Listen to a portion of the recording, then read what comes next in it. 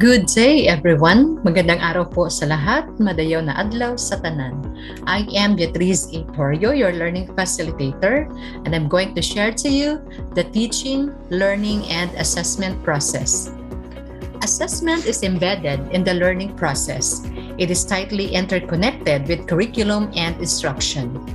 As teachers and students work towards the achievement of curriculum outcomes, assessment plays a constant role in informing instruction, guiding the students' next steps, and checking process and achievement. Thus, appropriate assessment is crucial in curriculum implementation, especially in Basic Education Learning Plan under DepEd Order number 31 Series of 2020. As DepEd assures learning continuity, this topic will somehow give light on how teaching, learning, and assessment are interconnected or closely linked. Before we'll proceed, let me present to you first our session objectives. At the end of the session, you participants are able to demonstrate full understanding of the importance of assessment in teaching learning process. Specifically, you are expected to identify teaching, learning, and assessment process, give the steps in developing and administering formative assessment activities, and lastly, reflect on the importance of designing formative assessment activities in improving learning of learners. These objectives will help us understand how assessment helps improve the teaching learning process. Now let us take a look at this slide. This is the teaching, learning, and assessment process based from DepEd Order number 31 Series of 2020. In an effective learning environment, teaching, learning, and assessment are closely linked. This means that assessment is integrated with learners' day-to-day learning experiences, and it involves the daily interaction between the teachers and learners. It includes observation, individual and group conversations, written and performance tasks, and provision of constructive feedback. So, kaakibat na talaga ng pagkatuto ng mga bata ang assessment. The diagram shows the teaching, learning, and assessment process, and it gives an overview of how these aspects are interrelated. Take note that the learners are at the center of this process, and you should actively engage them in their learning. Tandaan po natin na ang lahat po ng ginagawa natin ay para sa mga bata. Kailangan nasa gitna sila palagi ng teaching and learning process at kailangan na i-engage sila sa kanilang pagkatuto. Now let me bring you to the steps to be followed in developing formative assessment activities to assess and improve the learning of our learners. Here's step 1. Identify the curriculum standards and competencies to be learned and assessed. Ito ang una nating gagawin sa pag-design ng formative assessment activity. Alamin muna natin ang standards at competencies na dapat matutunan at ma-master ng mga learners natin. Ang standards at competencies na natutunan ng mga bata ay i-assist natin pagkatapos. So we have to cluster a few competencies that link together. Then we have to develop a block of lesson plans to teach them in a holistic, integrated way and assess them with just one assessment activity. Lagi po nating tandaan na pag nag-unpack tayo ng competencies, kailangan nating i-expand o i-break down ang knowledge and skills. So here's an example for grade 3 English. We have here the standards. We have the domains, writing and composition, grammar. The content standard, learner demonstrates understanding of sentences and paragraphs and expressing ideas. The performance standard, learner composes 3 to 5 sentence paragraphs. And for the competencies, we have here the following. We have example, write descriptive paragraphs, distinguish sentences from non-sentences, and so on. So that's for step 1. Now let's proceed to step 2. Develop the assessment criteria. In this step, We have to analyze the competencies to be assessed and unpack or expand them, showing your assessment criteria are the knowledge and skills that learners will need to demonstrate. Since alam na natin yung competencies na i-assess natin, na-unpack na natin or na-expand na natin, ang susunod na gagawin natin ay gagawa tayo ng assessment criteria para maging guide ng mga bata kung ano ba yung mga dapat matutunan nila at ano yung mga skills na dapat gawin nila or i-demonstrate nila pagkatapos. Take note na dapat may paliwanag natin sa mga learners natin kung ano ba yung ini-expect natin na matutunan nila at gagawin nila. We have to discuss and explain to them what each criterion means.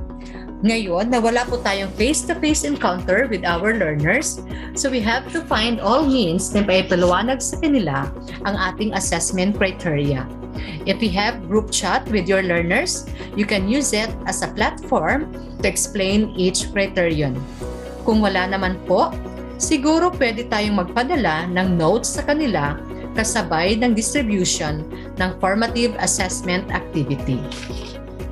Here's an example of an assessment criteria.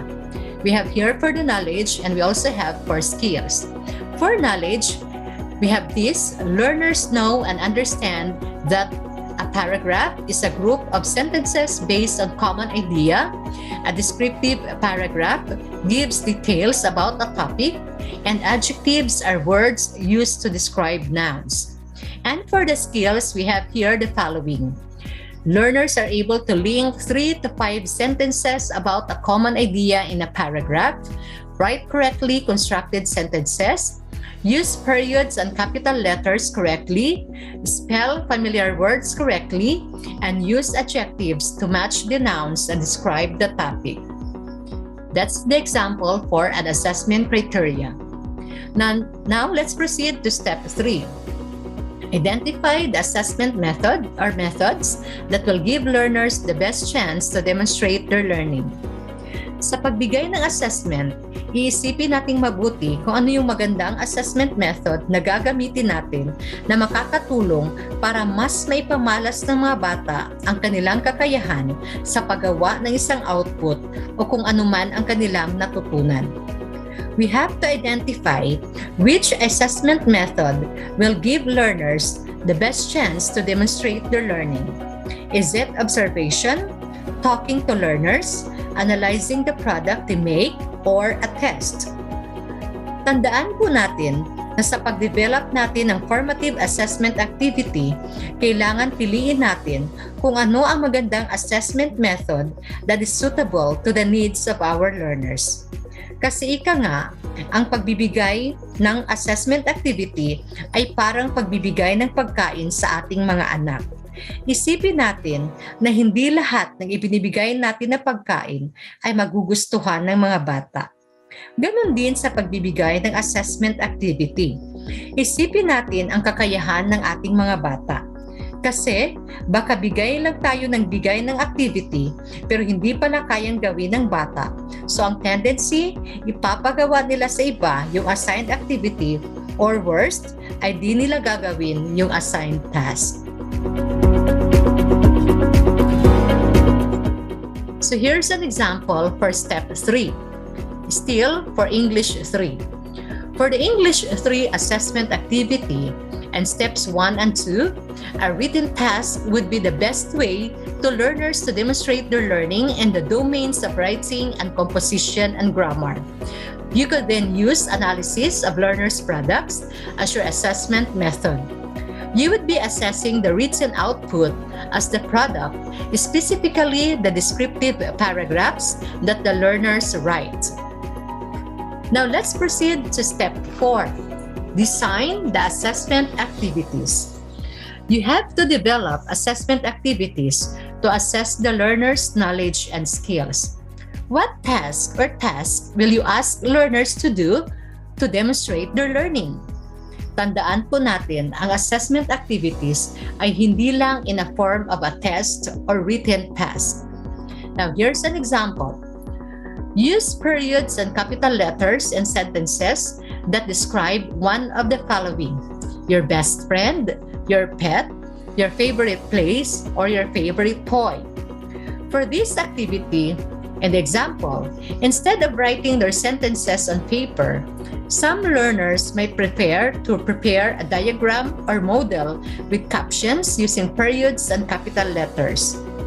Ang iba na may internet connection, pwede silang gumawa ng slide presentation to show the use of the periods and capital letters. The important thing is that learners can fully show what they know, understand, and can do. Ito talaga ang pinakamahalaga. Ang may matutunan yung mga bata at may pamalas nila kung ano ang kanilang naintindihan sa inaral nila at paano nila ito maa-apply. Paano nila maa-apply ang natutunan nila. That's for step 4. Now, let's proceed to step 5. Develop and undertake the teaching and learning activities. In this step, paplanuhin nating maigi kung ano ang i-develop natin na teaching and learning activities na makakatulong para ma-master ng bata yung competencies na ini-expect natin na matutunan nila. Take note that the learning and assessment activities must be congruent to the learning competencies. So here's an example for step 5. Read stories with detailed descriptions. Talk about the paragraphs in the text and explain how each paragraph is focused on one main idea. Show how the sentences in a paragraph are grouped together with spaces in between paragraphs. Identify adjectives in the stories. Practice using the same adjectives in sentences. Read the sentences with a partner or in small groups. And we have a lot more examples for this. For you to be guided on suitable activities that you want to give to your learners, you may also refer to the relevant teacher's guide, learning resources, supplementary resources, or in the LRMDS, the DepEd Learning Resource Materials Development, or you can also browse other internet resources. You have to document the activities in your detailed lesson plan or daily lesson logs. Take note that we are required to make a lesson log every week. Now for step 6, undertake the assessment activities. Bago po tayo magbigay ng assessment activity, ipaalam po muna natin sa mga learners na magbibigay tayo ng assessment.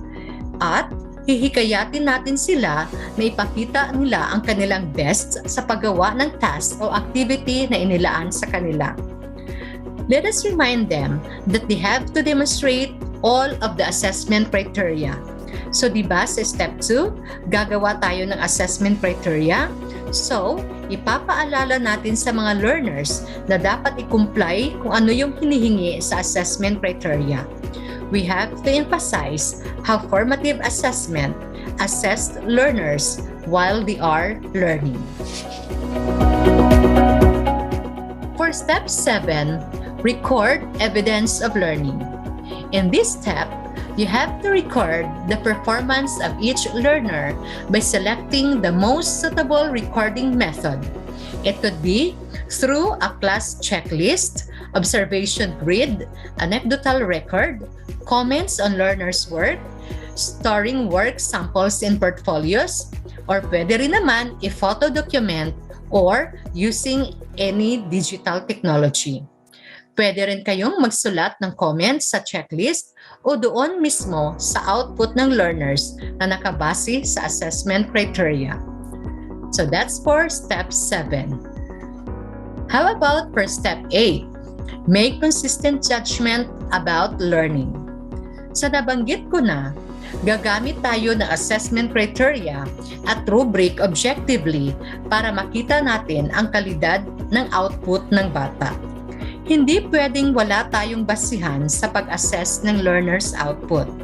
Dapat objective tayo sa pag-assess, and we can be objective only if we have the assessment criteria and rubrics with us. So here's an example for step 8. After collecting the learner's written work for the English 3 assessment activity, compare their progress to the assessment criteria or rubric and record this in a class checklist. You can rate the standard of the learner's work against each of the competencies on the checklist using a simple rating scale.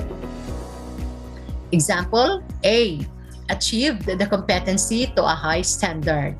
B naman, if partially achieved the competency to a satisfactory standard. And C, working towards achievement of the competency.